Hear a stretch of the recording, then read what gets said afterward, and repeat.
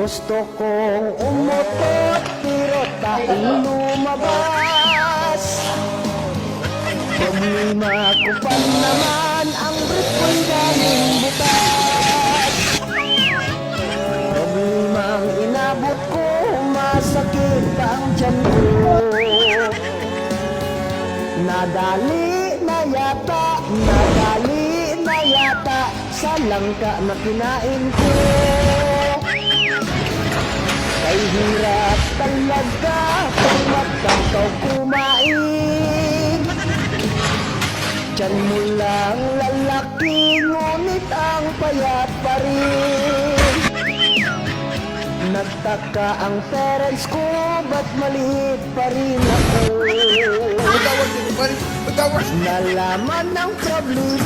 Nalaman ng problema, bulati lang daw pala. Masarap ang pagkain ko, may lechon at adobo. What the cute?